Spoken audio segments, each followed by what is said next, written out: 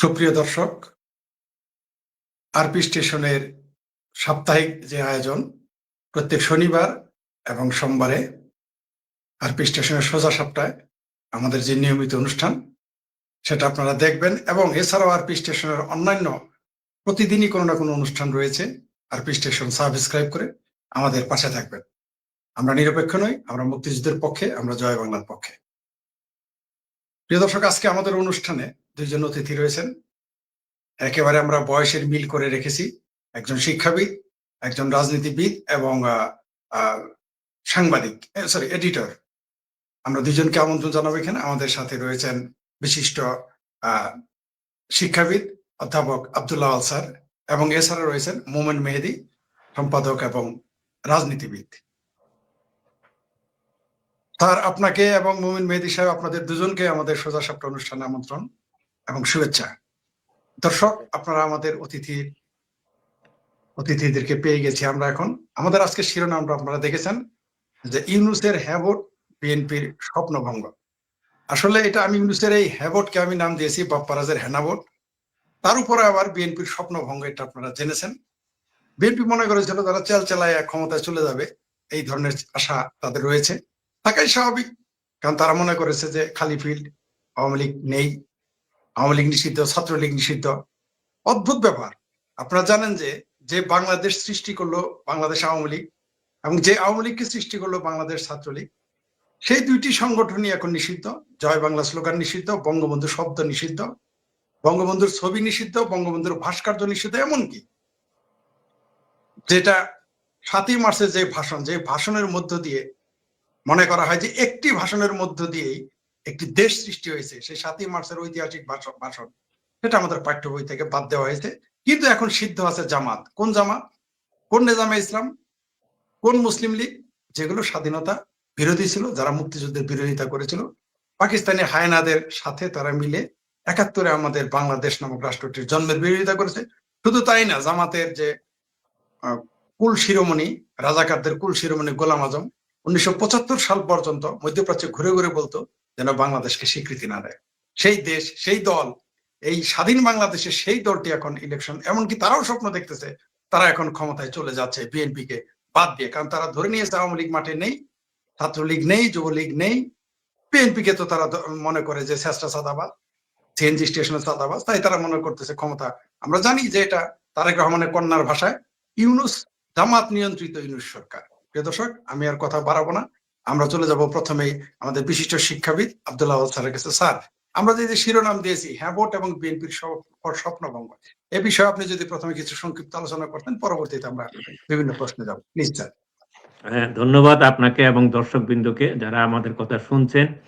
আজকে দেশ অত্যন্ত ক্রান্তি লগ্নে, আমাদের সামনে একটা তথাকথিত নির্বাচনের একটা মূলা ঝুলাই দেশবাসীর কাছে মূলা ঝুলাই দেওয়া হয়েছে ইউনূস সরকার। আমি মনে করি এই ইলেকশনের মাধ্যমে, ইলেকশনের মূল উদ্দেশ্য হলো ইউনূস সরকার এবং জামাতের মূল উদ্দেশ্য হলো এখানে গণভোটটাকে পাশ করানো। এই গণভোট পাশ করলে আপনারা দেখছেন গণভোটের মধ্যে 86টা আইটেম আছে, 86টার মধ্যে ঐক্যমত পড়ছে কতটা, 44টা দ্বিমত আছে, অনেকগুলা, অনেক পার্টি নোট অফ ডিসেন্ট দিছে। বিএনপি তো সিগনেচার করার পরে একেবারে খুব সুন্দর করে একবারে মানে সিগনেচার করলেন, এখানে দক্ষিণ প্লাজাতে কইরা মনে হয় যেমন বিশ্ব বিজয় করে ফেলছেন। কিন্তু 2 দিন পরে বিএনপি বললো যে আমাদের সিগনেচারের পরে তো অনেকগুলা জিনিস আমরা যেগুলোতে দ্বিমত করছি সেগুলো দিকে ঢুকাই দিয়েছে। এখন এই যে জুলাই সনদ, এই জুলাই সনদের মাধ্যমে কি, এই যে কয়দিন আগে একটা ছেলে স্বীকার করলো যে আমি তো রঞ্জিত পুলিশকে হত্যা করেছি, হ্যাঁ, আমি এখানে মেট্রো রেল ভেঙেছি। তাদেরকে, এই হত্যাকারীদেরকে দায় মুক্তি করার জন্য জুলাই সনদের একটা অংশ। যারা পুলিশ হত্যা করছে, যারা নিরীহ মানুষকে হত্যা করছে, তাদেরকে দায় মুক্তি করার জন্য এই জুলাই সনদের অঙ্গীকার। এই জুলাই সনদের অঙ্গীকার হলো মুক্তিযুদ্ধ যে একটা ধারাবাহিক 23 বছরের সংগ্রামের মাধ্যমে 1971 সালের 9 মাসের মুক্তিযুদ্ধে যে বাংলাদেশ স্বাধীন হয়েছে, সেই 23 বছরের সংগ্রামের ইতিহাস, 9 মাসের ইতিহাসকে মুছে ফেলার জন্য এই জুলাই সনদ। এই জুলাই সনদের মাধ্যমে বাংলাদেশকে পাকিস্তানি ধারায়, আগের পূর্ব পাকিস্তানের মানে নেওয়া যাওয়ার জন্য এই জুলাই সনদ। সুতরাং এই জুলাই সনদকে এবং জামাত এবং ইউনূস সরকার এনসিপি তারা কিন্তু চেয়েছিল যে জুলাই সনদ নির্বাচনের আগে হওয়ার জন্য, তারা গু ধরেছিলেন। কেন? তাদের উদ্দেশ্য ছিল যে এই জুলাই সনদ কোনোভাবে সলিবলি করে যদি পাশ করায় ফেলতে পারি, তাহলে তখন ইলেকশন আর এইভাবে হবে না, নতুন ভাবে ইলেকশন হবে, নতুন তাদের নতুন তত্ত্বাবধায়ক নতুন কিছু ভাবে ইলেকশন হবে। সুতরাং বিএনপির চাপে সেদিন হয়তো পারে না, আলটিমেটলি তারা একই দিনে ইলেকশন নিয়েছে। এখন এই নির্বাচনে মানে জাতীয় সংসদের নির্বাচনে, জাতীয় সংসদের যে 300 আসনের নির্বাচনের চেয়ে তাদের মূল এজেন্ডা হলো কোনোভাবে এখানে জুলাই সনদটাকে পাশ করে আনা, হাটাকে পাশ করে নিয়ে আসা। হার জন্য সরকার দুই সরকার, একদিকে সরকার ইউনূস সাহেব, ইউনূস প্রধান উপদেষ্টা সহ সবাই বিবৃতি দিচ্ছে হা ভোটের পক্ষে। তারা সমস্ত কর্মচারীকে, সবাইকে, ব্যাংকের কর্মচারী সবাইকে হা ভোটের পক্ষে জন্য প্রচার চালানোর জন্য দিচ্ছে। আবার নির্বাচন কমিশনার পরশুদিন বললেন যে কোন সরকারি কর্মকর্তা, কোন সরকারের পর্যায়ে কোন লোক হা ভোট বা নার পক্ষে কোন পক্ষে যাইতে পারবেন না। এখন আমার প্রশ্ন দেশবাসীর কাছে, কে সত্য, প্রধান উপদেষ্টা নাকি নির্বাচন কমিশন? যদি নির্বাচন কমিশন সত্য হয় তো প্রধান উপদেষ্টা সহ সবারই তখন চাকরি চলে যাওয়ার কথা, তাদের তো নৈতিক অধিকার নেই, কারণ এটা বলছে দণ্ডনীয় অপরাধ। নির্বাচন পরিষ্কার বলছে দণ্ডনীয় অপরাধ, তো তারা দণ্ডনীয় অপরাধ করছেন, তা তাদেরকে অ্যারেস্ট করা হোক। সুতরাং এইটি বলে আমি একটু সময় নিলাম এই জন্য, এই যে গণভোটের নামে তথাকথিত দেশটাকে ধ্বংস করার একটা পায়তারা, সেই পায়তারায় বিএনপি জেনে হোক, বুঝে হোক, না বুঝে হোক, সেই পায়তারা তারা প্রথম থেকে পা দিয়েছে। পা দিয়েছে এই জন্যই তারা মনে করে যে যাই হোক আমাদের ক্ষমতাটা চাই। বিএনপির এইটি হলো সবচেয়ে বড় রাজনৈতিক ভুল, যে তারা দেশ গুল্লা যাক, আমার ক্ষমতাটা চাই, আমি কোনোভাবে ক্ষমতা যাইতে পারি কিনা। আজকে যদি নৌকা মার্কা থাকতো, এই মার্কাটা থাকতো, বিএনপির নির্বাচনী জয় হওয়া হয়তো আরো সহজ হইতেও পারত, কারণ তখন বুট ভাগ হয়ে যেত। জামাতের যে আস্ফালন, এই আস্ফালন কিন্তু জামাতের হইতো না, দেখাইতে পারতো না।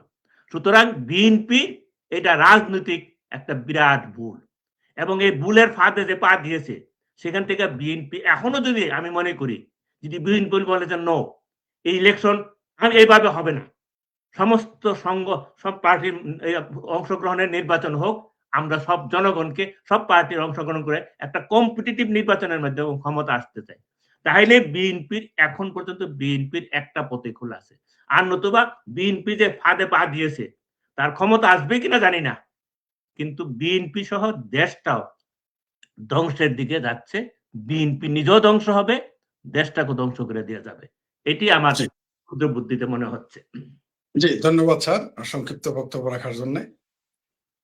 মুমিন মেহেদী, আপনার কাছে একই প্রশ্ন, আপনি সংক্ষিপ্তভাবে বলবেন, তারপর আমরা বিভিন্ন প্রশ্নে যাব। অত্যন্ত গুরুত্বপূর্ণ কিছু প্রশ্ন রয়েছে, কারণ দেশ এখন এমন একটা পরিস্থিতিতে রয়েছে যে শত প্রশ্ন, উত্তর নাই, কোনো কিছুর উত্তর নাই। আপনিও জানেন, একজন সাংবাদিক হিসেবেও জানেন, একজন সাবেক ছাত্রনেতা হিসেবে জানেন, এবং বর্তমানে রাজনৈতিক নেতা হিসেবে আপনি জানেন, সম্পাদক হিসেবে আপনি তা জানেন।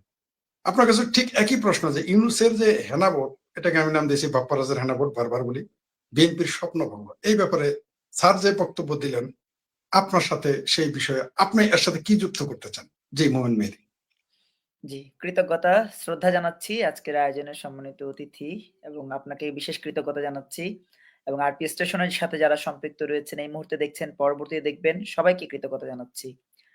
আজকে খুব দুঃখের সাথে বলতে হয় যে বাংলাদেশ দ্বিতীয়বার যে পরাধীন হয়েছে, এই দ্বিতীয় পরাধীনতায় যারা ভূমিকা রেখেছে, তারা এখন নতুন করে এই বাংলাদেশকে আমাদের সামনে উপস্থাপন করছে, বলছে যে তারা নাকি এই বাংলাদেশের স্বাধীনতার পক্ষের শক্তি।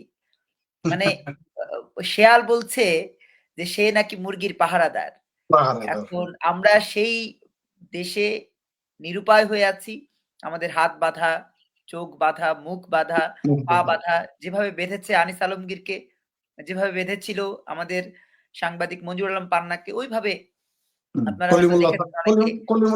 অধ্যাপক কলিমুল্লাহ এখনো জেলে। জি। তারপরে এর মধ্যে অনেকেই, আমাদের শ্যামল দত্তের মতো অনেকে, প্রায় ১৭৫ জনের মতো সাংবাদিক আপনার জেলা, উপজেলা এবং আমাদের ঢাকায় বিভিন্ন পদে যারা দায়িত্ব পালন করেছেন, তারা বিভিন্ন জায়গায় এইসব মিথ্যে মামলায় জর্জরিত হয়ে এখন জেলায় পচে মরছেন বলতে হবে। কারণ তাদের জামিনও হচ্ছে না, তাদেরকে কোর্টে ওঠানো হচ্ছে না। মানে কোর্টে উঠালে তো জামিনের প্রশ্নটা জামিন তো। আসবে।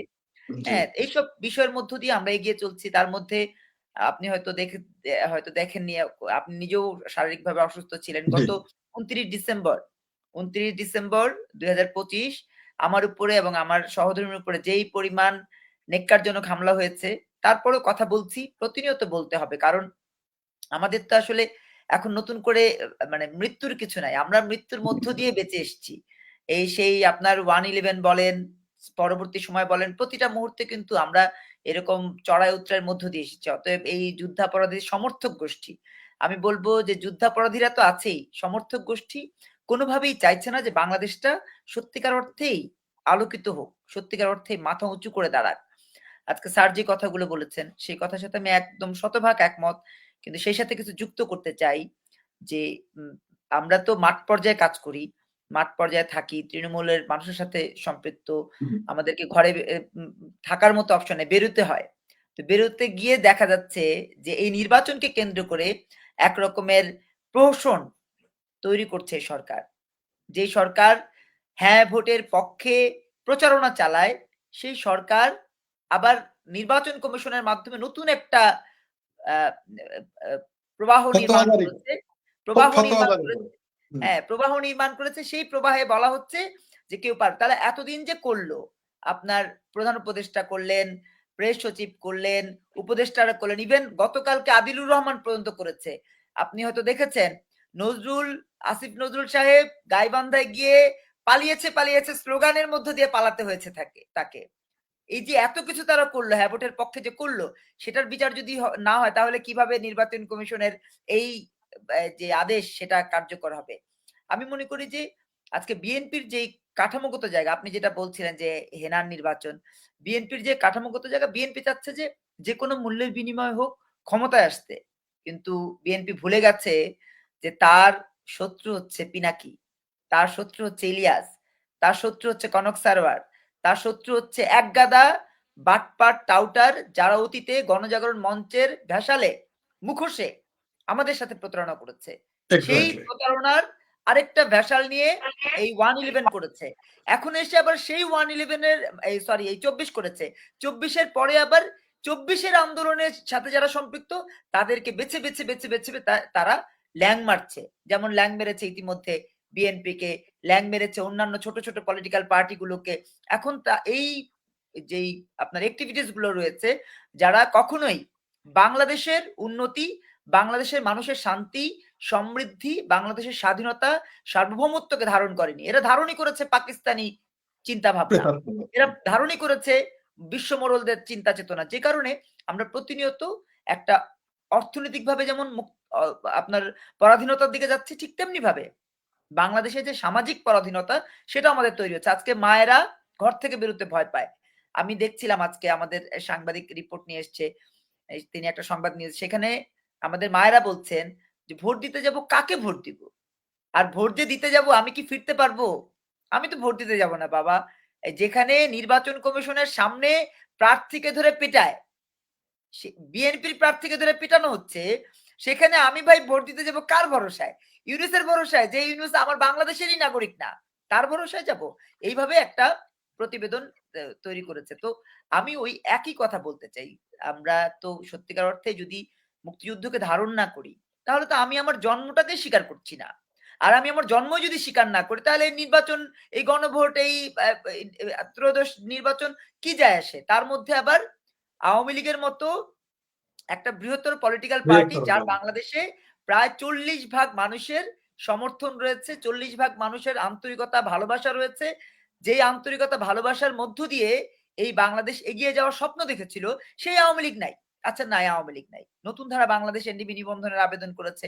আমাদেরকে নিবন্ধন তো দিলই না, বরঞ্চ এমন একটা মানে ক্যারাকলের মধ্যে ফেলতে চেয়েছিল যাতে করে আমরা এনসিপির সাথে জোট করি। তা আমরা কি এনসিপির মতো পলিটিক্যাল পার্টিকে কখনো গুনেছি আমরা যেখানে আমরা চিন্তাই করি বাংলাদেশ, মুক্তিযুদ্ধ, বঙ্গবন্ধু, স্বাধীনতা, স্বাধিকার, সার্বভৌমত্ব। সেখানে এই নির্বাচনকে কিভাবে আমরা গ্রহণ করি?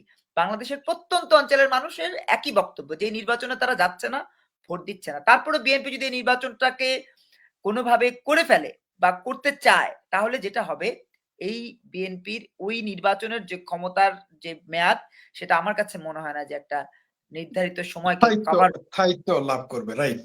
এই শুধু তাই না, অবস্থায় আমি জি। এই অবস্থায় আমি মনে করি বাংলাদেশের মানুষের এখনই সচেতন হওয়া উচিত যে যেখানে আওয়ামী লীগের মতো আরো প্রায় ১২ টি পলিটিক্যাল পার্টি যারা অংশই নেয়নি, সেই পলিটিক্যাল পার্টিগুলোকে ইগনোর করে যে নির্বাচন হচ্ছে, একটা বায়াসড নির্বাচন, এই নির্বাচনকে অবশ্যই আমাদের এভয়েড করা উচিত।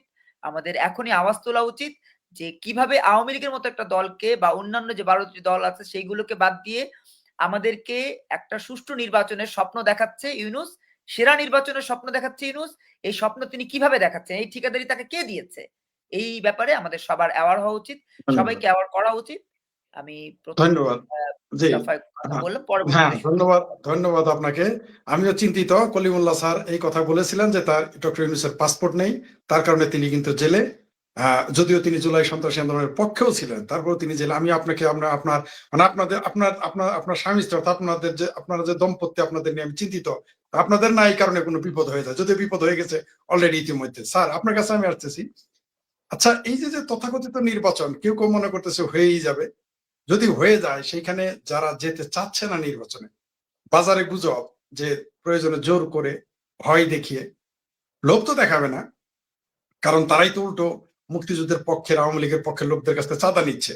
তাদেরকে ভয় দেখিয়ে, মানে দ্বিতীয়বার ভয় দেখিয়ে যে যদি নির্বাচনে না যাও আবার জেল খাটবে, চাঁদা দিতে হবে, তারপর জমি জমা দখল করবে, ব্যবসা দখল করবে, নারী ও পরিবার পরিজনের উপর অত্যাচার, নারী সহ সবার প্রতি হুমকি দিচ্ছে, এগুলো আমরা শুনতেছি।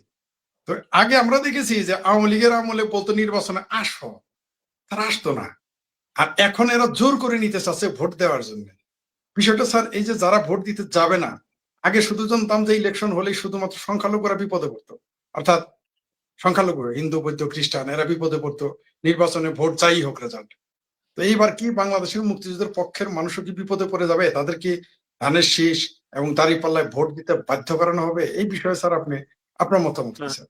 জি, ধন্যবাদ আপনাকে। এই প্রশ্নটা খুবই প্রাসঙ্গিক এবং আমি বাংলাদেশে প্রায় প্রতিদিনই ফোন করি এবং সবাই বলতেছে যারা ভোট দিতে চায় না, তারা কেন ভোট দিবে তারা? বলে যে আমরা কোথায় ভোট দেবো? সুতরাং যারা ভোট দিতে চায় না তাদেরকে ভয়ভীতি দেখাচ্ছে, তাদেরকে মানে যে আপনি যেগুলা বলছিলেন। সুতরাং এইটি অর্থাৎ ইউনূস সরকার বলছে ইতিহাসের অন্যতম সেরা নির্বাচন হবে। এই সেরা নির্বাচনের মধ্যে জোর জবরদস্তি করা, আবুদের পক্ষে প্রচারণা চালা, মানুষকে জোর করে কেন্দ্রে আনা, কারণ উদ্দেশ্য হলো তাদের দুইটা। তাদের কিন্তু ভোট হলো এটা দেখানোর জন্য বিশ্বকে যে আমাদের আওয়ামী লীগ ছাড়াও এখানে মানুষ ভোট দিতে আসে। এইটি দেখানোর জন্য কিন্তু তাদের এই তেলেসমতি এবং তাদের এই জোর জবরদস্তি। সুতরাং এইটি আমি মনে করব যে বাংলাদেশের মানুষ অনেক নির্যাতনে আছে, অনেক কষ্টে আছে, তারা মুক্তিযুদ্ধের পক্ষের লোক, যারা আওয়ামী লীগের পক্ষের লোক, তারা কষ্টে আছে। তবু আমি বিশ্বাস করি তাদের এই জোর জবরদস্তির পরেও মানুষ বেশিরভাগ মানুষ ভোট কেন্দ্রে আসবে না। কতজনকে জোর জবরদস্তি করবে, কতজনকে করবে, এবং এগুলার প্রত্যেকটা ভিডিও এগুলা করে রাখা দরকার। জোর জবরদস্তি করলে তখন তো ভিডিও, সবাই তো আগুন লাগলো আগুন না নিভাইয়া ভিডিও করে, মানুষকে মারতেছে না ফিরাইয়া ভিডিও করে। আমি অনুরোধ করব যারা জোর জবরদস্তি করে, আপনাদের তো আর হারাবার কিছু নাই। বাংলাদেশের মানুষ 18 মাসে অনেক কষ্ট, অনেক নির্যাতন, এটি 71-কে ছাড়াইয়া গেছে। 71 ছিল এক ধরনের নির্যাতন, এখন আরেক ধরনের নির্যাতন চলছে। এই নির্যাতনের মধ্যেও আমি মনে করি বাংলাদেশের যারা সচেতন মানুষ, যারা মুক্তিযুদ্ধের পক্ষের লোক, তারা ভোট কেন্দ্রে যাবে না। আপনারা ভিডিও করে রাখবেন, আপনারা বলবেন যে আমাদের জোর জবরদস্তি করছে, এই ভিডিও সারা পৃথিবীতে ছড়াই দিবে। এখন এছাড়া আর কোনো পথ নেই। এরা তো জালেমের সরকার, এদের তো কোনো আইন নাই, এখানে আইন কানুন নাই, বিচার নাই, বিচার ব্যবস্থা সবকিছু, আইন শৃঙ্খলা সবকিছু ধ্বংস। তারা যেটা বলে এটি আইন। ইউনূস বলতেছে ভোট, এইটাই আইন। নির্বাচন কমিশনে বললো যে শাস্তি, এটার কোনো মূল্য নাই। একটা নির্বাচন কমিশন নিরপেক্ষভাবে তারা নির্বাচন পরিচালনা করতে কমিটমেন্ট করছে। আমি আবার বলি, যদি তারা বলছে যে আইনত দণ্ডনীয়, যদি তারা এই আইন প্রয়োগ করে তারা দণ্ড করেছে, তাদেরকে যদি শাস্তি না দেওয়া হয়, তাহলে এই নির্বাচন কমিশনের উচিত অবিলম্বে পদত্যাগ করা। যদি এই হিম্মত থাকে তাহলে আপনারা পদত্যাগ করেন, নাহলে আপনাদেরকেও জুতার মালা পরাইয়া জেলখানায় নেওয়া যাওয়া হবে, যেভাবে আপনারা মুক্তিযোদ্ধা নুরুল হুদাকে নিয়েছেন। আমি বলে দিচ্ছি প্রবাসী থেকে, কারো মুক্তি নাই। মনে করেন না যে এই দিন না, আরো দিন আছে। সুতরাং এই যে বড় বড় কথা আপনারা বলেন, আপনাদেরকে কিন্তু আমি বিনীতভাবে অনুরোধ করছি, যদি আপনারা না পারেন, দায়িত্ব না পারেন, দয়া করে ছেড়ে দিন। দেশটাকে ধ্বংস করবেন না, প্রহসনের নির্বাচন করবেন না, আপনাদেরকে কাঠগড়ায় দাঁড়াইতে হবে। আর আপনি কি মনে করেন যে ভবিষ্যতে যদি কেউ আইনের আশ্রয় নেয়, যখন আইন আদালত কাজ করবে, এখন তো আদালত ফাংশন করতেছে না, পুলিশ তো নিজেই ভয়ে সন্ত্রস্ত। মোমিন মেহেদী সাহেব যদি ফোন করে যে আমার বাসায় আক্রমণ হয়েছে, পুলিশ আসেন, পুলিশ তো বলবে যে আমি জানি, মোমিন মেহেদীকে বলবে, বা বলছেও দুই একবার হয়তো, যে আমরা তো নিজেরাই ভয়ে আছি, আপনারা কিভাবে রক্ষা করবেন। তার কারণ হচ্ছে, আমি নমিনেশন পেপার নেওয়ার জন্য আমার লোক পাঠিয়েছিলাম, আমার প্রস্তাবকদের পাঠিয়েছিলাম, বলেছে ভাই আপনারা যদি এই কাগজটা শুধু এখান থেকে নিয়ে যান, DC office, TN office, UN office কিছুই রাখবে না। এই নাম ধরে বলছে, মানে তারা জুলাই সন্ত্রাসী বলছে, এই সন্ত্রাসী বাহিনী, মব সন্ত্রাসী, মানে ডিসি ইউএনওরা পর্যন্ত ভয় পায়। এই হচ্ছে আমাদের দেশ। তো যখন স্যার এই আইন কাজ করবে, আদালত ফাংশন করবে, তখন যদি কেউ মামলা করে, স্যার এই নির্বাচন কি টিকবে আপনার মনে হয়? অথবা আন্তর্জাতিক ভাবে যদি কেউ মামলা করে, কোনো না কোনো অপশন, আমি আইনের ছাত্র না, আমি জানি না, কিন্তু আমার তো মনে হয় স্যার, আমি সাধারণ বোধ দিয়ে আমি বুঝতে পারি যে এটা তো টিকবে না। স্যার আপনি কি মনে করেন এই বিষয়ে যদি 2-3 মিনিট বলেন? আমি প্রথম বলি মানে হাফুটের কথা, এটা যে আইনে টিকবে না, আমি শতভাগ নিশ্চিত। কারণ 1977 সালে জেনারেল জিয়া হাফুট করছিলেন, এটা তো আদালতে টিকে নাই, আদালত বাতিল করে দিছে। 1986 সালে, 82 সালে এরশাদ হাফুট, আদালতে টিকে নাই। আদালতে শুধু একটাই টিক ছিল, যেটা 1992 সালে সংসদে পাশ হয়ে, যে রাষ্ট্রপতি শাসিত সরকার থেকে সংসদীয় পদ্ধতিতে যাবে, সংসদে পাশ হয়েছে, সর্বদলীয় সবার ঐক্যমতের ভিত্তিতে পাশ হওয়ার পরে, সেই যে 1992 সালে যে গণভোট হয়েছিল, সেইটাই শুধু আদালতে টিকছিল, এবং এটা ছিল নিয়ম মাফিক। এবং বর্তমান সংসদে কেন টিকবে না? বর্তমান যে সংবিধান, এই সংবিধানে গণভোটের কোনো বিধান নাই। সুতরাং যেটা বিধান নাই, এটা করার অধিকার তো এই ইন্টারিম সরকারের নেই। সুতরাং এই যে আর ইলেকশনটা আমি বলবো, ইলেকশনটা আদালতে টিকবে কিনা আমি এটার ব্যাপারে নিশ্চিত না, কারণ আমি আইনজীবী না, আমি বলতে পারবো না। কারণ ইলেকশন না টিকলো, এই যে 1996 সালে এই বিএনপি 15 ফেব্রুয়ারি প্রহসনের নির্বাচন ছিলেন, সেই নির্বাচনে আদালতে কেউ যায় নাই, আদালত থেকে বাতিল হয় নাই, কিন্তু জনগণ তো 36 দিনের পর এটা বাতিল করে দিছে, তারাই তো বাতিল করে দিছে। 1988 সালে এরশাদ নির্বাচন করছিলেন, তো 2 বছরও টিকতে পারে না, সেই নির্বাচন তো তারে পদত্যাগ করতে হয়েছে। সুতরাং এই সমস্ত নির্বাচন, একতরফা নির্বাচন, জোর জবরদস্তিমূলক নির্বাচন, এইগুলা দেশের মানুষ এবং বিদেশে আইন কি বলে আমি জানি না, কিন্তু এগুলা দেশে বিদেশে গ্রহণযোগ্যতা পায় না। আলটিমেটলি এখন এই যে গণভোটের যদি পাস হয়, হাতও পাস হবে, কারণ এটার জন্য ইউনুসের তাদের, এই যে বিএনপি স্বপ্ন দেখছে যে ক্ষমতা যাবে, মানে 270 দিন, 270 দিনের মধ্যে লাগবে এই হার এগুলার সংবিধান পরিবর্তন করার জন্য, জুলাই জেনারেতে হাত পড়বে, এবং 270 দিনের মধ্যে তো বিএনপি ক্ষমতা যাইতে পারছে না। এবং এগুলো যদি 270 দিনের মধ্যে এগুলো সংশোধন না করা হয়, তাহলে লেখা আছে অটোমেটিক ভাবে এইগুলা জুলাই সনদ বাস্তবায়ন হয়ে যাবে, অটোমেটিক। তখন বিএনপির ক্ষমতা কই যাবে? তখন তো দ্বিদল সংসদ হবে, আর অনেক জিনিস চেঞ্জ হয়ে যাবে, এই বর্তমান কাঠামো তো আর থাকছে না, আর একটা জটিলতা হবে। সুতরাং এই জটিলতায় যে আপনার হেডিং এ বিএনপি একটা রাজনৈতিক দল হইয়া একটা দেশপ্রেমিক দল যদি হয় তারা এটা কেউ করতে পারে না। জি, ধন্যবাদ স্যার। বিএনপি দেশপ্রেমিক দল যে নয় এইটাতে কিন্তু প্রমাণ হয়েছে জি, তার দেশপ্রেমিক নাই। এটি দুর্ভাগ্য একটা বড় জি, দলের। জি, শুধু দেশপ্রেমের অভাবই না, এদের রাজনৈতিক দূরদর্শিতাও নাই। যদি রাজনৈতিক দূরদর্শিতা থাকতো, আপনি যেটা উল্লেখ করলেন যে 270 দিন পর বা 6 মাসে এমনি এমনি পাশ হয়ে যাবে, অদ্ভুত ব্যাপার। মানে আহ, মানে বিষয়টা এরকম যে স্বামী স্ত্রী দেখা হবে না কিন্তু বাচ্চা জন্ম হয়ে যাবে, বিষয়টা এরকম। বিএনপি এরকম একটা ফাঁদে পা দিয়েছে অনেকটা। যাই হোক, মোমিন মেহেদী সাহেব, আপনি ছাত্র নেতা ছিলেন, আপনি রাজনৈতিক দল করেছেন, রাজনৈতিক দলের প্রধান, এমনকি আপনি সামাজিক যোগাযোগ মাধ্যমে সক্রিয়, আপনি সমাজকর্মী আমি যতদূর জানি, এছাড়া আপনি একজন এডিটর। আচ্ছা, আপনার কি মনে হয় এটা আন্তর্জাতিক ভাবে একটা গ্রহণযোগ্যতা লাভ করবে, অথবা এই যে দেশের যে অর্থনীতি ধ্বংস হয়ে গেল, একটা রাজনৈতিক শূন্যতা, মানে এই যে যেটা স্যার যেটা বললেন 270 দিনের ব্যাপারটা, বিএনপি তো ক্ষমতায় যেতে পারতেছে না, ওটা হ্যাঙ্গিং, তাহলে এখানে একটা ঝামেলার সৃষ্টি হয়ে গেল না? তো এর ভিতর থেকে এই দেশ কি পাবে? আপনি কি মনে করেন দেশ কিছু পাবে বা বিএনপি কিছু পাবে? আর আন্তর্জাতিক ভাবে এটা কিভাবে গ্রহণযোগ্যতা পাবে? পৃথিবীতে এরকম নির্বাচন তো কোনোদিন হয় নাই, আমরা দেখি নাই, গণতান্ত্রিক ভাবে এইভাবে তো নির্বাচন হয় না। এই ব্যাপারে যদি আপনি কিছু বলতেন। শোনা যাচ্ছে না, আনমিউট করেন। জি, প্লিজ। জি, ধন্যবাদ। স্যারকে কৃতজ্ঞতা জানাচ্ছি। তিনি যে কথাগুলো বলেছেন, সে কথাগুলো আসলে আমাদের খুব বোঝার ব্যাপার রয়েছে। সেই সাথে আমি কিছু যুক্ত করছি। আজকে একটা বিষয় বলি। হ্যাঁ,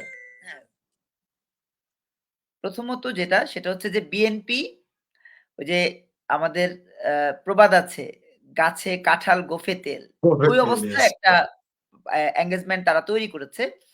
দেখেন মানে কোথায় নির্বাচন, কোথায় ক্ষমতা তার কোনো আগামাথা নাই। এর মধ্যে তারেক রহমান সম্পূর্ণভাবে সরকারের সর্বোচ্চ প্রটোকলে সমাবেশ করে বেড়াচ্ছেন। সেই সাথে ডাক্তার শফিকুর রহমান এবং সাপে নেউলে পরিণত হয়েছে। একটা জায়গায় তারা নিজেরা সমাবেশ করতে গিয়ে নিজেরা মারামারি করছে, কামড়াকামড়ি করছে। এক গ্রুপ আরেক গ্রুপের কর্মীকে হত্যা করছে নির্বাচনের আগেই। আচ্ছা গেল এটা। তারপরে যখন নির্বাচনটা হবে, স্যার যেটা বললেন ২৭০ দিন, এটা তো অনেক পরের কথা। স্যারের এই কথার পরে আরো কথা আছে। সেটা হচ্ছে যে ধর্ম উপদেষ্টা বলেছে যে আমরা আগামী আরো ৬ মাস থাকবই। এই যে আরো ৬ মাস থাকবই। এই ৬ মাস এবং আপনার ওই ২৭০ দিন। তার মানে আল্টিমেটলি ইউনূস একের পর এক নিয়োগ কিন্তু দিয়ে যাচ্ছে। দেখেন আপনি বিমানে নিয়োগ দিয়েছে। বিমানে এমন লোক নিয়োগ পেয়েছে, যেমন বাণিজ্য উপদেষ্টা নিয়োগ পেয়েছে। বাণিজ্য উপদেষ্টা যে নিয়োগটা পেল সেটা কোন অ্যাঙ্গেলে আইনি। এখানে নিয়োগ পায়? কোন অ্যাঙ্গেলে? মানে আইন তো অনেক পায়। এদের কাছে কোনো আইন নাই তো। এদের কাছে কোনো আইন নাই। যদি আইন থাকতো সেক্ষেত্রে ওই বানিয়াচং গিয়ে বলতো না যে আমরা সন্তোষকে পুড়েছি, আমরা থানায় আগুন দিয়েছি, এটা বলতে পারতো না। আবার বললেও ছাড়া পেত না, জামিন পেত ছাড়া না। পাবেন না। ইয়েস। কিন্তু আইন না থাকার কারণে, আইনের তোয়াক্কা না করার কারণে বাণিজ্য উপদেষ্টার মতো একটা বায়াসড লোককে এখানে বসানো হয়েছে। তিনি কিন্তু শুধু বায়াসড না। আমি বলব যে তিনি হচ্ছেন গোলাম। ইউনূসের গোলামি করবার অঙ্গীকারের ভিত্তিতে তাকে এখানে উপদেষ্টা নিয়োগ করা হয়েছে। যে আপনি এই কাজ আমাকে করে দিবেন, এই পারপাস সার্ভ করে দিবেন, আমি আপনাকে এই জায়গায় বসালাম। ওই শুধু এই কারণেই তিনি বসেননি। তিনি আকিজ বশির লিমিটেড কোম্পানি করেছেন, আকিজ বশির গ্লাস কোম্পানি করেছেন এবং তার এখন সম্পদের পরিমাণ ৭,৫০০ কোটি টাকা। যখন তিনি ক্ষমতায় মানে যখন তিনি শপথ নিয়েছেন, যেদিন তিনি শপথ নিয়েছেন সেদিন তার সম্পদের পরিমাণ ছিল মাত্র ১৭০০ কোটি টাকা।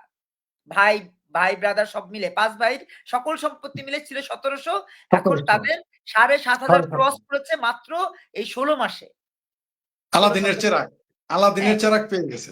আলাদিনের চেরাগ না শুধু, তিনি বলছেন যে তার পণ্য ব্যতীত কোনো কনস্ট্রাকশন এর কাজ হবে না। তার থাই গ্লাস নিতে হবে, তার থাই রিলেটেড যেই পণ্যগুলো আছে সেগুলো নিতে হবে। তার যত রকম প্রোডাক্ট তিনি তৈরি করছেন সকল পণ্যের ভিত্তিতে, পণ্য ক্রয়ের ভিত্তিতে এই রাষ্ট্রের কাঠামো চলবে। এমন একটা মানে অঘোষিত অঘোষিত, নির্দেশনা তিনি অলিখিত। দিয়েছেন। এখন এর মধ্যে দিয়ে তিনি আবার কেন বিমানের পরিচালক হয়েছেন? কারণ তারা ওই যে বিমান কিনবার যে চুক্তি, সেই চুক্তিতে অগ্রসর হবেন।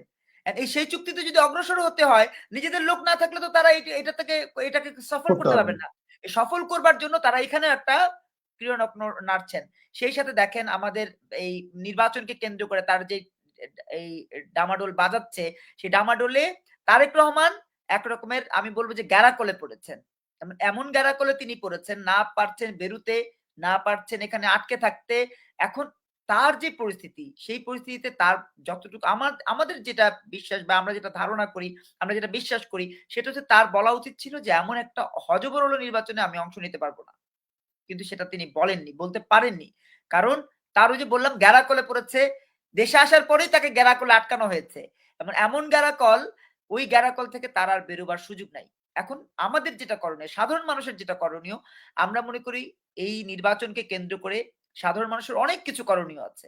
বিশেষ করে আমাদের এই আওয়ামী লীগের যে প্রায় আপনার ৪০ ভাগ এই যারা তৃণমূল পর্যায়ের যারা মানুষ, তারা যদি টাওয়ার হয়, যেখানে প্রতিরোধ করা সম্ভব তারা যদি একটু প্রতিরোধ করে, সেই সাথে আমরা যারা এই বুদ্ধিবৃত্তিক জায়গাতে চেষ্টা করছি, আমরা তো আর আহামরি কিছু না। স্যার যেভাবে ভূমিকা রেখেছেন বা আপনারা যেভাবে ভূমিকা রাখছেন, আপনাদের ওই জায়গাতে তো আমরা যেতে পারবো না। কিন্তু আমরা যারা কাজটা করছি তাদেরকে আমার মনে হয় যে একটু ঐক্যবদ্ধ হওয়া দরকার। এই যে মঞ্জুর আলম পান্না ভাইদের মতো মানুষ বা তৌফিক মারুফ ভাইদের মতো মানুষ বা আমরা যারা চেষ্টাটা করছি, তাদের উচিত এখন একদম মানে টপ টু বটম হিসেব নিকেশ করে পথ চলা এবং অ্যাওয়ার্ড তৈরি করা। এটা যদি আমরা করতে পারি, তাহলে এই নির্বাচনকে আমরা যেভাবে একটা মেসেজ দিতে পারবো যে এমন নির্বাচন শুধু বিশ্বব্যাপী ধিকৃত হবে না।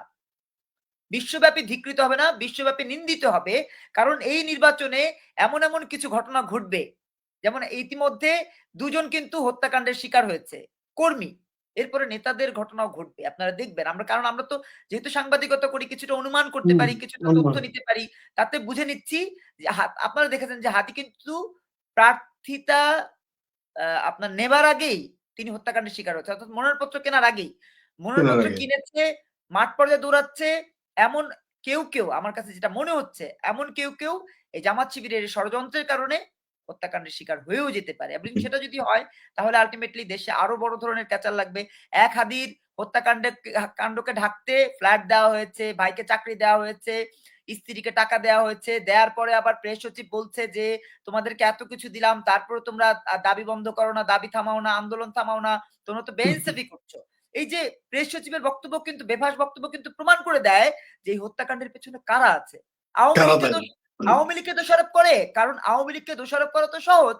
কারণ আপনার বাড়িতে যে নাই, তাকে আপনি যা ইচ্ছা তাই বলতে পারবেন। বাড়িতে আসার পরে তো আপনি আর ঘরেই থাকতে পারবেন না। ওই বাড়িতে নাই তো এইজন্য যা ইচ্ছা তাই বলে। বাস্তবতা এটা নয়। বাস্তবতা হচ্ছে জামাত এই কাজ করেছে। শিবির এই কাজ করেছে। এর পেছনে আরো বড় ধরনের নাটক সিনেমা রয়েছে, যা আমরা বাইরে থেকে অনুমেয় হতে পারছি, কিন্তু এটাকে সত্যি করতে স্পষ্ট করতে পারছি না। এমত অবস্থায় আমার যেটা মনে হয় সেটা হচ্ছে যে আমরা নতুন প্রজন্মের যারা প্রতিনিধি, তারা যেভাবে চেষ্টাটা করছি, সেই চেষ্টার সাথে সাধারণ মানুষের ঐক্যবদ্ধতা প্রয়োজন এবং আরো বেশি এই বিষয়গুলোকে আবার আসবো মোমিন মেহেদী, আবার আপনার কাছে আসবো সংক্ষিপ্ত সময়ের জন্য, আপনাকে দিয়ে শেষ করব। আমি স্যারের কাছে আবার যাচ্ছি। স্যার, আপনি একজন শিক্ষাবিদ, আপনি জানেন যে বাংলাদেশে এই মুহূর্তে, যেটা আমি বারবার আপনাকে প্রশ্ন করি শিক্ষাবিদ হিসেবে, আপনার কাছেই প্রশ্ন করা উচিত আমাদের, সেটা হচ্ছে যে স্যার এই যে লেখাপড়া ধ্বংস হয়ে গেল, অনেকেই মনে করতেছে বাংলাদেশের শুধু রাজনীতিবিদেরা মনে করে রাজনীতি ধ্বংস হয়ে গেছে, মানবাধিকার কর্মীরা মনে করে মানবাধিকার ধ্বংস হয়ে গেছে, যদিও তারা কথা প্রকাশ্য বলতে ভয় পায়, জেলে যাওয়ার ভয়ে। আর এই যে শিক্ষা ব্যবস্থাটা ধ্বংস হয়ে গেল, এটা আমরা কিভাবে রিকভারি করব? আর এই যে গণতন্ত্র যে প্রাতিষ্ঠানিকভাবে ধ্বংস করার যে পায় তারা ইউজ করেছে, আপনার কি মনে হয়?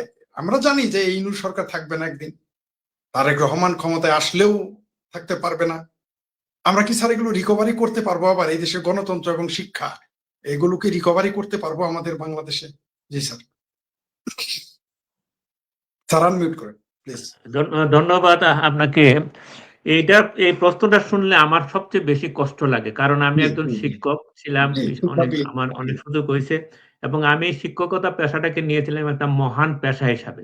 আমার ওই সময় কিন্তু অনেক চাকরির সুযোগ ছিল, তো কিন্তু আমি মনে করছি না শিক্ষকতায় যাব, কিন্তু এবং সেটা আমি জীবনে আমি মনে করি আমি সঠিক সিদ্ধান্ত নিয়েছি। আমি এটাকে আমার কিন্তু আমার আজকে কষ্ট লাগে এই জন্য যে আজকে কিভাবে অত্যন্ত সুপরিকল্পিতভাবে শিক্ষাটাকে ধ্বংস করা হয়েছে। এভাবে ছাত্ররা কিন্তু আজকে পড়াশোনা করছে না, কারণ এখন জানে যে পড়াশোনার দরকার নাই। একটা হলো যে সবাই দেখতেছে এনসিপি ইয়ং বৈষম্য বিরোধী নেতাদের কাজ কারবার দেখে সবাই মনে করছে তো আমাদের পড়াশোনার দরকার নাই, আমাদেরকে নেতা হইতে হবে। এখন সবাই নেতা হইতে চায়, বিভিন্ন এনসিপির নেতা বা অন্য পার্টির নেতা নতুন নতুন। আজকে ইউনূস সরকার আসার পরে এটা কোনো নির্বাচিত সরকার না, একটা জাস্ট একটা ইন্টারিম সরকার। এখানে 28টা দল নতুন করে হচ্ছে শুনলাম, 28টা দল পাইছে। এই দল করার কারণ কি? এমনি তো বাংলাদেশে 100 অধিক দল আছে, এখন এরপরে 28টা দল এই সময় করার কারণ হলো যাতে করা যাতে দল করলে দেখা যাচ্ছে লাভ, বললেন না? এটাই, এই লাভের জন্যই দলের দিকে যাচ্ছে, বিভিন্ন নাম দিয়ে দল করছে। এখন শিক্ষাঙ্গনে এখন বিশ্ববিদ্যালয়ের, আমি যদি বিশ্ববিদ্যালয়ের কথা বলি, অর্ধেক শিক্ষক অর্ধেক ছাত্র তারা সঠিকভাবে শিক্ষা দিতেও পারছেন না, নিতেও পারছেন না। কেন নিতে পারছেন না? কারণ তারা ভয়ের মধ্যে আছে, তাদেরকে আতঙ্কের মধ্যে রাখছে। শিক্ষকরা, আমি তাদেরকে ফোন করি, আমার বিশ্ববিদ্যালয়ের অনেকে, তারা শিক্ষকরা ক্লাস নিতে পারছে না, কারণ তাদেরকে চাকরিচ্যুত করছে, তাদেরকে ডিমোশন দিচ্ছে। এই যে শিক্ষাঙ্গনের ক্ষতিটা করলো, এখন প্রাইমারি থেকে আরম্ভ করে বিশ্ববিদ্যালয়ের পর্যায়ে যেভাবে ছেলেদের মধ্যে, ছাত্রদের মধ্যে, ইয়ং জেনারেশনের মধ্যে এরকম একটা মান মানসিকতা হয়েছে যে ঠিক আছে, আমরা যদি পড়তে না পারি, আমরা করব, আমরা অটোমোশন চাবো, অটোপ্রমোশন চাবো, আমরা ঘেরাও করলে তো দিয়ে দিব অটোপ্রমোশন, দিয়েছো এই সরকারের আমলে। এখন এক ছাত্র দেখলাম, একটা ইউটিউবে দেখলাম, এই যে প্রাইমারি এক ছাত্র বলে, স্যার পরীক্ষা কি আসবে, প্রশ্নগুলা দিয়ে দেন। স্যার বলে এটা কি বলো? কন্যা ছেলে স্যার, কারো ছাত্র হলে কিন্তু ঘেরাও করবো, ঘেরাও করলে তো দিতে হবে। এই যে এটা কিন্তু বাস্তব, এগুলা ঘটনা ঘটছে। এখন এই যে জিনিসগুলা, এই যে একটা নতুন প্রজন্ম যারা নাকি মেধাভিত্তিক চর্চা করবে, তাদেরকে যে এইভাবে ব্রেনটাকে ওয়াশ করাই দিচ্ছে। ব্রেনটাকে ওয়াশ করাচ্ছে দুইটা ভাবে, একটা হলো পড়াশোনার থেকে দূরে, আর একটা হলো উগ্র চিন্তাবাদী। দুইটি খারাপ। উগ্র চিন্তাবাদ, উগ্র মতবাদে ছেলেদেরকে ওয়াশ করা হচ্ছে।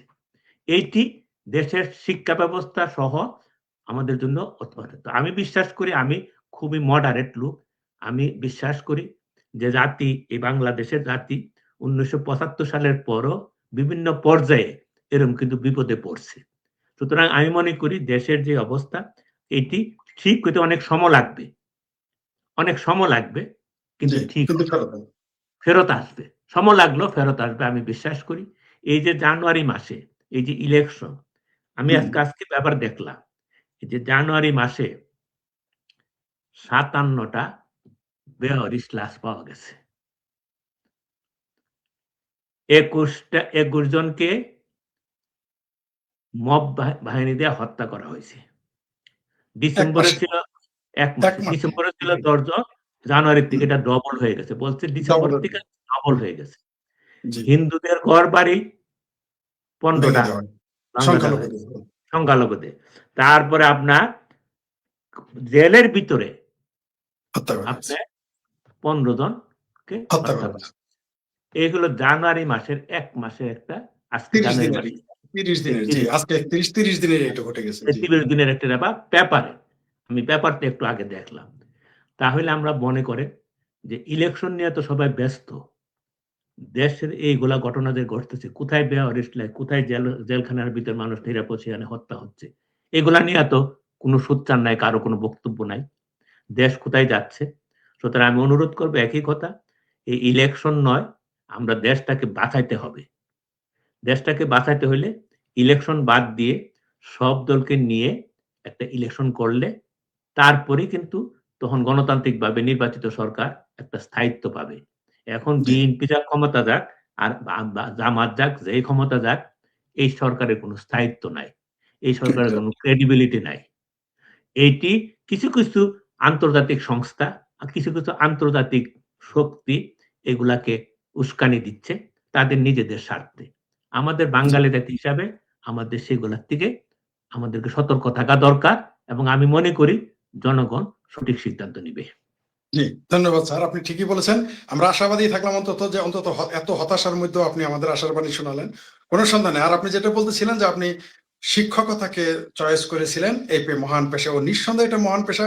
আমার হাই স্কুলের, আমার রানী দিনমণি মডেল পাইলট হাই স্কুলে আমার অঙ্ক স্যার ছিলেন মুজিবুর রহমান ভুইয়া, আমার বন্ধুর বাবা এবং আমার শিক্ষক, তার স্ত্রী আমার শিক্ষিকা ছিলেন।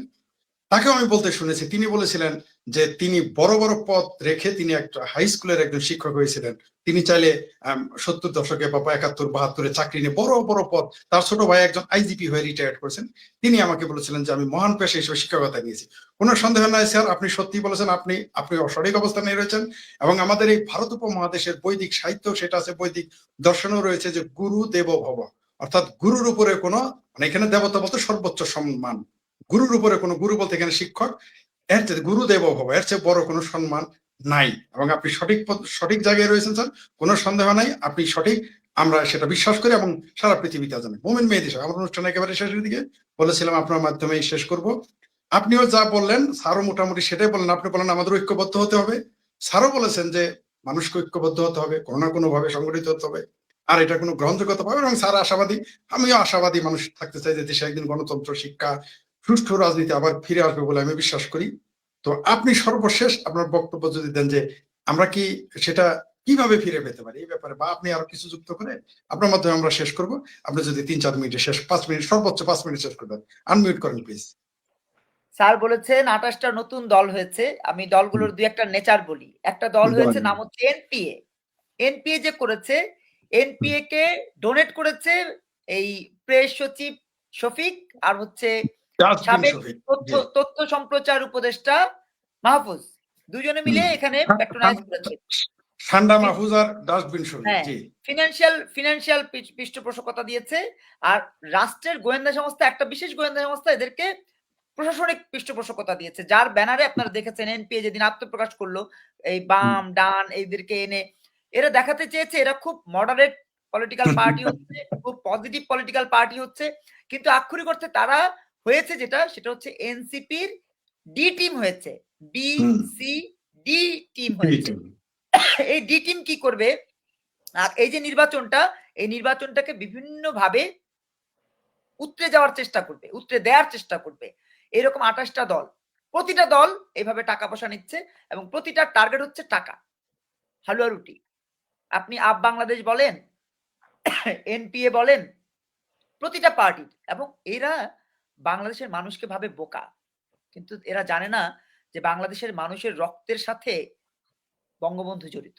রক্তের সাথে বলতে পারেন, রক্তের সাথে কিভাবে, আমরা তো তার মানে ওইভাবে মানে আত্মিক রাজনৈতিক উত্তরসূরি, জি, রাজনৈতিক উত্তরসূরি। এখন যেই মাটিতে বঙ্গবন্ধু জন্ম নিয়েছে সেই মাটিতে আমাদের আউয়াল স্যার জন্ম নিয়েছেন, সেই মাটিতে শেখ ফরিদ জন্ম নিয়েছেন, সেই মাটিতে মমিন মেহেদী জন্ম নিয়েছেন।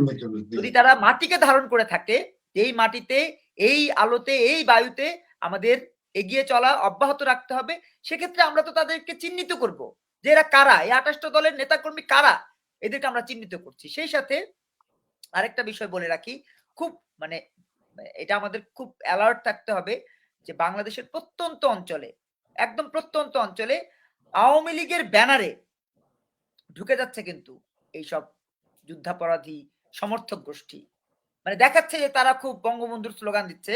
এই ব্যাপারটা আমাদেরকে খুব অ্যালার্ট থাকতে হবে, তা না হলে দেখা যাবে যে আমরা যদি অ্যালার্মিং না থাকি তাহলে দেখা যাবে যে এরা আমাদেরকে ক্ষতিগ্রস্ত করবার জন্য, ধরিয়ে দেবার জন্য পেছন থেকে স্লোগান দিচ্ছে, পেছন থেকে স্লোগান দিয়ে পুলিশ খবর দিয়ে আমাদেরকে ধরিয়ে দিচ্ছে। এই বিষয়গুলো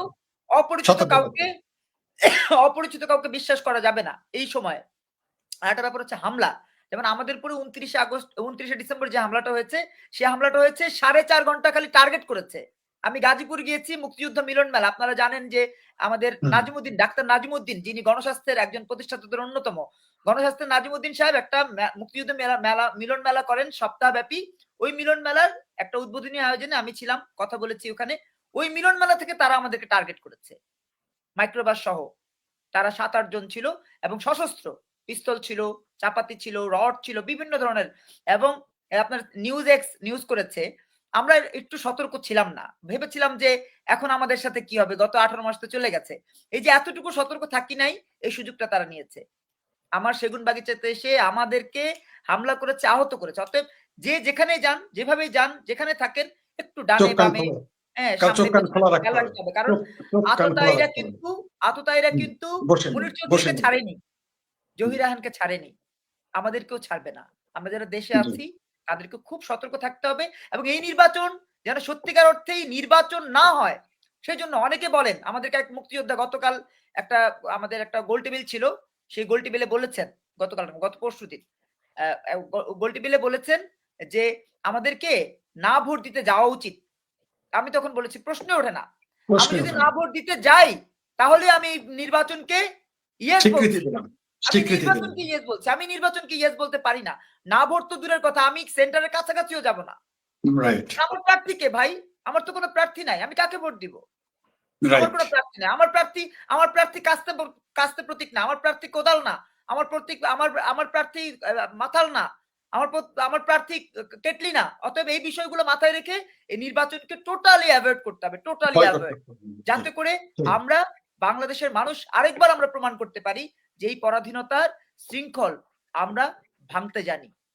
জি, আমরা ঠিক যেমনি ভেঙেছি এই শৃঙ্খল জি। ৭১ এ ঠিক তেমনি ভাবে এই সামনে শৃঙ্খল আবার আমরা ভেঙে ভাঙবো দেব। 2 আবারও ভেঙে দেব। কোনো সন্দেহ নাই, ভেঙে ফেলবো, আমরা অবশ্যই ভাঙবো। জি স্যার, প্লিজ স্যার, একটা মিনিট বলে আমি বলবো, প্লিজ এই যে না স্যার। ভোটের জন্য যারা ক্যাম্পিং করে, এটা আমি আর হুম, গ্রামও শুনছি, আমার অনেকে আওয়ামী লীগের সমর্থক আমাকে বলছে এটা হুম। কিন্তু বর্তমান সরকারের জামাত এনসিপির প্ল্যান, একটা প্ল্যান। টেকনিক, চাল, যে এটা আপনি একটা ধরুন চাল। না বলতে ওরা তো হা দিতে হবে, এটা একটা টেকনিক, মানে ফাঁদে পা দেওয়া যাবে না। আরেকটা রাইট, কথা রাইট। বলে আমি বলবো শিক্ষকের এই দেশে এসে আমি সবচেয়ে আমার মনটা খুবই অস্থির যখন আমি ইয়ে হয়ে যায়, যখন একজন জামাতের প্রার্থী এমপি প্রার্থী যখন বলে যে ঢাকা বিশ্ববিদ্যালয় একটা বেশ্যাখানা, আহা! শব্দটা আমি বলতে নিন্দা জানাই, নিন্দা আমি জানাই। আমার নিন্দা না, আমি আমার যারা কলিগ যারা আছে ঢাকা বিশ্ববিদ্যালয় সারা বাংলাদেশে যারা শিক্ষক সমাজ আছে, আমি তাদের প্রতি আমার যে অনুশোচনা, তাদের প্রতি যে আমার অনুভূতি আমাকে কষ্ট দেয়। এই বক্তব্যের পরে ঢাকা ইউনিভার্সিটি কর্তৃপক্ষরা দায় ছাড়া একটা প্রতিবাদ করছে। কিন্তু ঢাকা বিশ্ববিদ্যালয়ের শিক্ষক সমাজ, যাদেরকে অক্সফোর্ড বলা হয়, সারা বাংলাদেশের শিক্ষক সমাজ আজকে এত হিপনোটাইজ আপনারা যে আপনারা একটা প্রতিবাদ করার সাহস পান না। আপনারা শিক্ষক সমাজের জন্য এই যে আমি কলঙ্ক কথাটা বললে কলঙ্ক না বলেই পারছি না। জি এটি স্যার। জাতি আশা করে না আপনাদের কাছ থেকে। আপনারা সত্যকে সত্য বলুন। আপনাদের নিজেদের মেরুদণ্ডকে সোজা করুন সত্যের জন্য। আমি বলি না কারো পক্ষে বলার জন্য। ইয়েস। আপনাদের প্রতিষ্ঠান নিয়ে, এই প্রতিষ্ঠান নিয়ে এই কথা বলার পরে একটা এত বড় প্রতিবাদ দুঃসাহস আপনারা না, করতে পারবেন না। মানববন্ধন করার সাহস আপনাদের নাই। আপনারা কিসের শিক্ষক? এর আপনারা কি চেয়ে লজ্জার কি? বিশ্ববিদ্যালয়ে কি জি, পড়াবেন ছাত্রদেরকে? আপনাদের মোরালিটি কোথায়? জি। আমি তো শিক্ষক ছিলাম। আপনারা বলতে পারবেন কোন অংশে কোন জায়গায় প্রতিবাদ না করেছি, যেটা যার বিরুদ্ধে হোক, যেকোনো সরকারের বিরুদ্ধে হোক, আমরা প্রতিবাদ করেছি। আমি তার একজন, আমি গর্ব করি। জি, আমি অবশ্যই। সঠিক ন্যায় বিচারের সময় আমার ইতিহাস দেখেন। আমরা দেখেন এইটুকু আপনাদের কাছে প্রত্যাশা, বিশ্ববিদ্যালয়ের সহশিক্ষক সমাজ, আপনারা নিজেদের মর্যাদাটাকে, নিজেদের আত্মসম্মানকে প্রতি আপনারা দায়বদ্ধ হন। এটি আপনাদের প্রতি আমার বিনীত অনুরোধ। সবাই ভালো জি, থাকুন। জি, ধন্যবাদ স্যার। প্রিয় দর্শক, আমরা নিয়মিত প্রতি শনিবার এবং সোমবার রাত ৮টায় আমরা সোজা সাপটায় থাকবো আপনাদের সামনে। রাজনীতিবিদ, বিশেষজ্ঞ আলোচক, শিক্ষাবিদ, মানবাধিকার কর্মী, সাংবাদিকদের আমরা নিয়ে আসবো এবং বিভিন্ন আলোচনা করব। আপনারা গুরুত্বপূর্ণ আলোচনা শোনা। যেটা মোমেন মেহেদী বলেন যে ২৮টি দল, আসলে তথাকথিত সকল যে ২৮টি দল, এগুলো হচ্ছে চোরে চোরে হালি, এক চোরে বিয়ে করে আরেক চোরে শালি। এটা আমরা জানি, এগুলো আমরা জানি, আর চিনি, আর যে কারা, এদের কিন্তু নতুন করে বলার কিছু। ২৮টা দল তৈরি করে ফেলেছে তারা। মোমেন মেহেদী, আমি যতদূর জানি, তার দলের বয়স ১৬ বছরে, তাকে নিবন্ধনই দেওয়া হয় না। আর এখানে ২৮টা দল বানায়, কেন বানায় ওটা আমরা বুঝি। আবারও বলি, সেটা চোরে চোরে হালি, এক চোরে বিয়ে করে আরেক চোরে শালি। এই সমস্ত বদমাইশি বাংলাদেশের জনগণ বুঝে, এবং এগুলো আমরা চিহ্নিত করে রাখবো। যেটা মোমেন মেহেদী বলেছেন, স্যার যেটা বলেছেন, যে আমাদের ঐক্যবদ্ধ থাকতে হবে। আমরা বিশ্বাস করি এই বাংলাদেশ আবার গণতন্ত্রে ফিরবে, এই বাংলাদেশের ছাত্র আবার পড়ালেখায় ফিরবে, আর শিক্ষকের যে মেরুদণ্ড এত ভঙ্গুর হয়ে যাবে, এর চেয়ে লজ্জার, দুঃখের, বেদনার আর কিছুই আমাদের নেই। জননেত্রী শেখ হাসিনা শুধু বলেছিলেন যে আমি কি রাজাকারের নাতিপুতিদের চাকরি দেব। তার জন্য আমরা দেখেছি মিছিল রাত ১টায় বেরিয়ে গিয়েছিল, শত শত হাজার হাজার ছাত্রছাত্রী। সেখানে এসে তারা চিৎকার করলো, তুমি কি আমি কে, রাজাকার রাজাকার। কই, আমরা তো এখন দেখলাম না কোনো ছাত্রকে বেরিয়ে আসতে, কোনো ছাত্রীকে। আমরা তো দেখলাম না কোনো শিক্ষককে এখন বেরিয়ে আসতে যে আমার ছাত্রকে কেন বেশ্যা বলা হলো, যেটা আমাদের সম্মানিত শিক্ষক আব্দুল আওয়াল স্যার বললেন। আমি খুব ভালো হয়েছে এই কথাটা আপনি তুলেছেন, আমি বললে হয়তো বিরক্ত হতো। আপনার মাধ্যমে এই প্রশ্নটা আমি শিক্ষক সমাজের কাছে রাখলাম। এখন আপনাদের মেরুদণ্ড কোথায়? এখন কোথায় সেই আসিফ স্যার? এখন কোথায় যিনি বলেন আমার ছাত্রের জন্য আমি জান দিব? সেই ম্যাডামেরা কোথায় যারা বলেছেন আসমান কাঁপে, এই কাঁপে, ধরিত্রী কাঁপে? তারা এখন কোথায়? তার ছাত্র ছাত্রীকে যে বেশ্যা বললো। ভালো থাকবেন প্রিয় দর্শক, আবারও দেখা হবে অন্য কোনো আলোচনায়। সবাই ভালো থাকবেন।